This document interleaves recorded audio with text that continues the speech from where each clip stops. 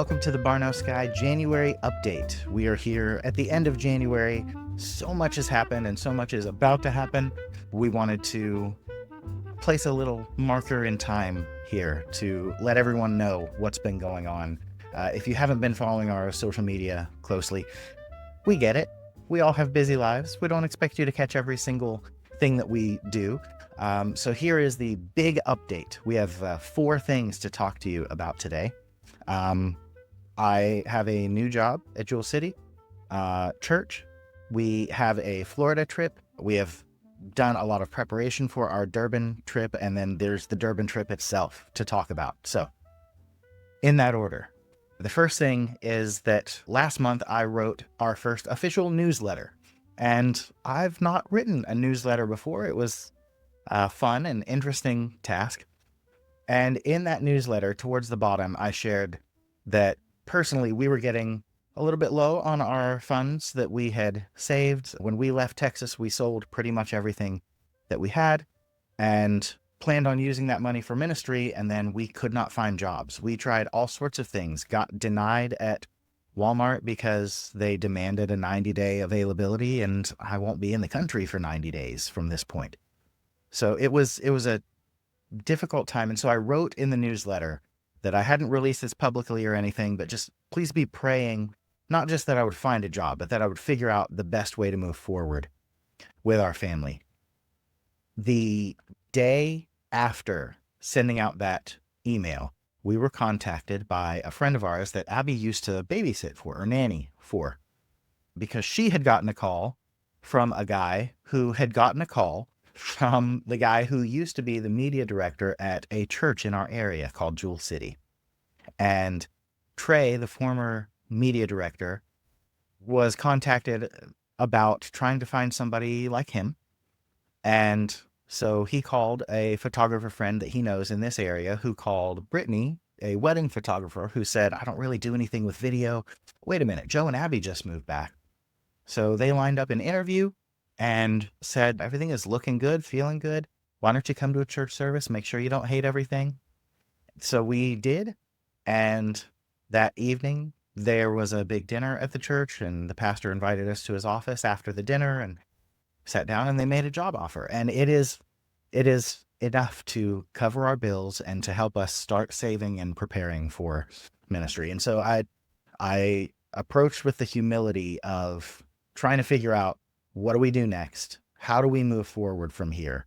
What is God's plan? Because we can't do this on our own. And within a day of sending out that request and of you guys praying for us, that prayer was answered. So I'm thrilled. It is a media director position. That is a lot of the work that we're expecting that I'll be doing in Durban. And so this is an excellent way for me to keep up with my skills, because tech moves so fast. So being able to stay fresh with video editing and with website creation and management and musical, technical gear, all of this stuff, it's a perfect role. And they are so willing to work with our schedule and know that a lot of the things I'm doing will be handed off to a new person soon. So it's very exciting. We just want to thank you for your prayers. Yes, for sure. It was not something that we were looking for because we didn't think a ministry job was an option. So we would have never found it if God didn't direct his people to land it on our laps. And the church itself has been super kind and generous to us. One of the staff members actually gave us a little money to help us on our Florida trip, just like $50 for gas. And that was super helpful because we were literally looking and being like, there isn't a whole lot extra. Let's hope we can make it all the way down to Florida. So it's been a good practice for us to step out in faith and to trust that God is going to come in at the last minute and sweep us off our feet. And he's been doing that. And speaking of the Florida trip, that was an awesome experience that we got to have. We were able to stay with friends and family on the way down and on the way back up. So we're able to not have to spend any money on hotels, which is an unbelievable gift. And getting time to fellowship and spend time with them and hear what God is doing in their lives and in their communities is just awesome as well. The training itself, honestly, our favorite part was just getting to know some of our colleagues and the people that we're going to be working with for years to come. And just getting to see them do the awesome work that God has called them to do, and just we're this close to being able to jump right in there with them was an incredible blessing to us and definitely helped fuel our fire.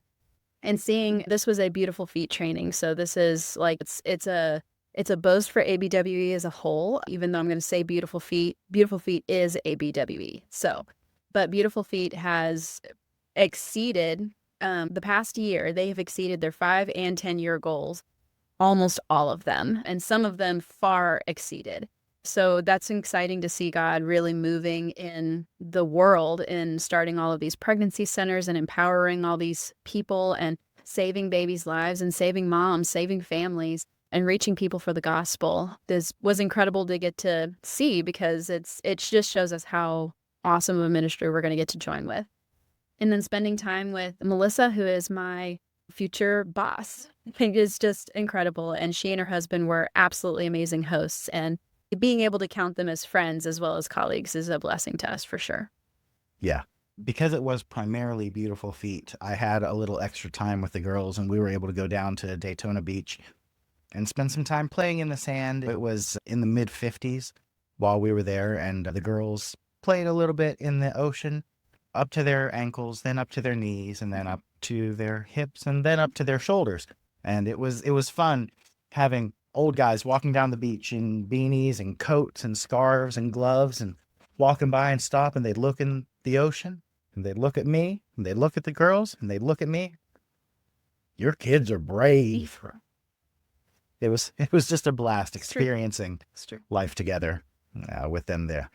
As we've been preparing for our trip, one of the big things was making sure that our family had what we needed to travel internationally. Yeah. A big need was suitcases. We didn't have enough suitcases to travel to a foreign country. Right.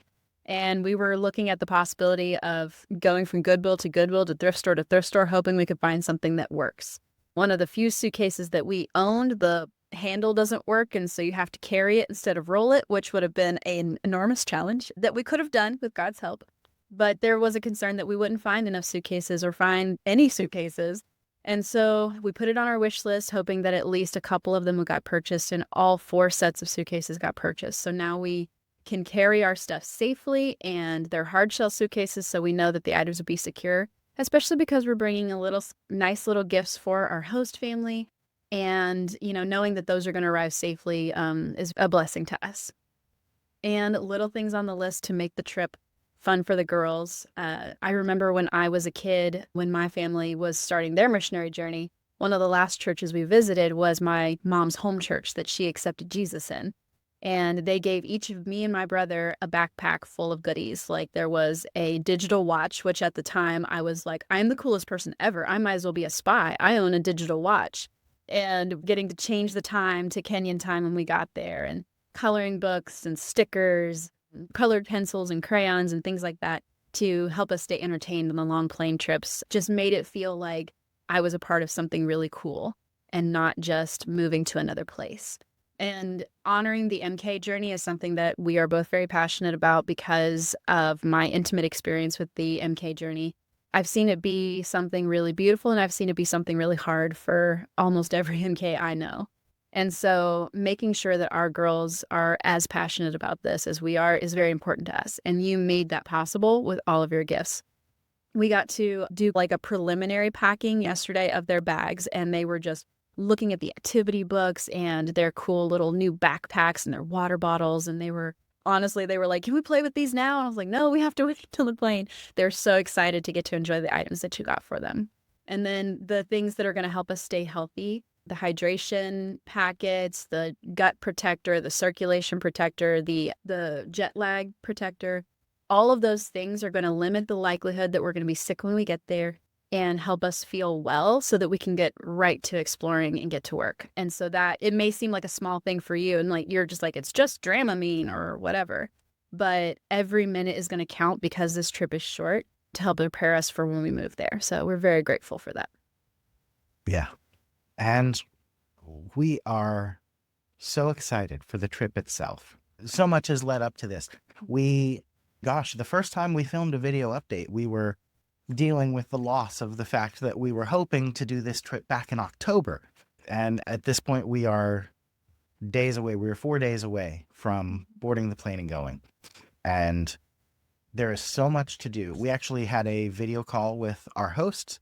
We're just so looking forward to spending time with them. They're the team leaders in Durban. And so no matter how many teammates there are and families that are serving there at a time, these are the folks that we'll be working with directly, primarily.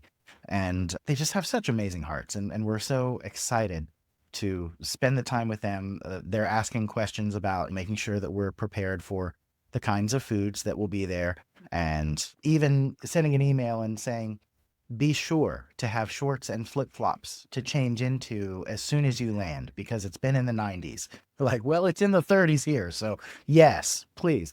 But no, it's been exciting. It's been wonderful. They have a pretty full itinerary for us of places to go, people to visit, things to see, and actually just asked us today and said, so you guys are going to be landing around 1:30.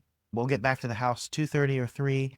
We do have a marriage Bible study that we've been doing on Wednesday nights, and no idea if you guys will feel up to it.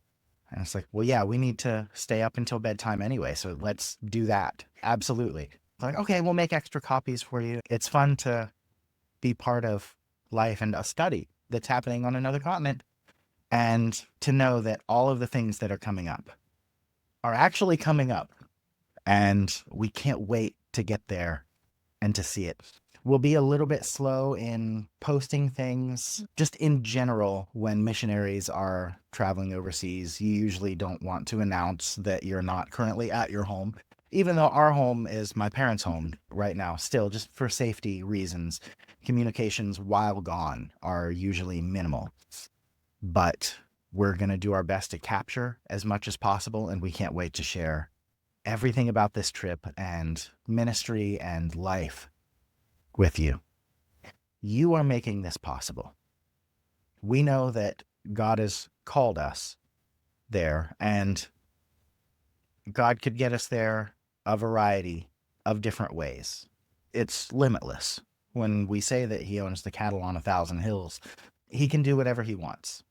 But right now, what he wants is to work through you, and you have been not begrudgingly obedient. You've been stellar. You've risen and made God's will possible. And I'm not trying to, as Aunt Lorraine would say, I'm not trying to butter your biscuits. But from the bottom of my heart, I want to say thank you. Because this, a year and a half ago, was nowhere on our radar. We had no clue that God was going to call us in this direction. And you are making it possible for us to go now and to do this. So thank you for partnering with us, for loving on us, and for, most importantly, following God's leading in your life. Thank you. Yeah, for sure. And just want to add to that, the ways that we have been supported has not just been financial. Like, you guys have, of course, been praying and encouraging. Like, that has been overwhelming. Like, the text messages, the emails, the comments on social media, all of those have been incredible. And I know that we're not even hearing as often as it is taking place. Like, we know that there are people who haven't necessarily texted us that they're praying, but we know they are praying and thinking of us. And that's just it's a very humbling thing to know that there are voices going up on our behalf all over the world. And we're super grateful. You guys have also given us clothes. Joe's parents have given us a place to live. And then there's a family that's taking care of our dogs. There are friends in this area who are being intentional to reach out to our children. There are friends back home in Texas who are sending messages to our children so that they know that they're not forgotten. I could go on all day, the different ways that people have hosted, provided for needs, prayed, encouraged, and of course, given financially as well. And I think that we just want you all to know that the minute we have the funds, we're ready to go. Like, if God could work a miracle and that money could land on that first day, we'd be ready to book our tickets the day after. Like, we are so ready to begin the work that God has called us to do. One prayer request I would ask is that there will be one thing that I am anticipating to be hard about this trip is that we do have to leave relatively quickly. It's going to be too short because South Africa already feels so much like home to us, and we're going to have to say see you later at the end of this journey in just a little over 2 weeks. Yeah. And so just be praying for us to be excellent sponges. As Joe said, we're going to be capturing everything. Like our phones, our cameras, and our minds are going to be on constant soaking in mode. Because once we get back, we have more time to post and talk and share. But while we are there, we're going to be using that time so intentionally. And of course, pray for safe travels and pray for prepared hearts. Like we've definitely seen signs that there are spiritual battles happening around us. It feels like every morning I wake up, there's something going on somewhere with something in our sphere. And we're grateful that the attacks have not been severe. We've definitely experienced stronger spiritual attacks in the past. But that doesn't mean that nothing more severe is in his plans. And so please be praying for our protection physically, emotionally, mentally, spiritually, and that we are good stewards of this gift of getting to do this journey. Yeah, absolutely. Bless you. Thank you. Felt it creeping up. Next steps. We will get back from our Durban trip. If all goes well, and if we're not terrible human beings, I say that jokingly. Really, as long as we're not a bad fit for Durban, then we should receive a team invitation to join the team that is currently serving there. And that will qualify us for a new missionary orientation, which is happening at the end of March. So what will happen next on your end is our February update, which will have so much content with videos and pictures from Durban. And then we should be announcing our plans to travel to Pennsylvania for orientation in March. And that's when everything really starts. That's when we'll come back with an official fundraising account and actual budgets that we'll know what to expect. We've had so many people ask, like, what's your final number? Like, what's your big goal? We have no idea. Not to take up too much more time, but it's something we've laughingly joked about and noticed is that everyone has been very, very careful to not use any numbers around us. And that's fair. Our ministry coaches have done life in Africa for more than 14 years, but they were in West Africa, and the cost of living there is different than it would be in East Africa or Southern Africa, let alone a city in South Africa. Like, let's leave it to the professionals to figure out those numbers. And that's fine. It's just, it's cute how delicate everyone has been to be like, well, we'll see. They don't want to raise or lower expectations, I think. Right. Yeah. Which is fine. It's funny. It's almost like watching a child trying not to break an egg. And we're just not that breakable. But it's been a fun journey, and thank you for being part of it so far, and we can't wait to share more with you. Look forward to the February update. Bye-bye.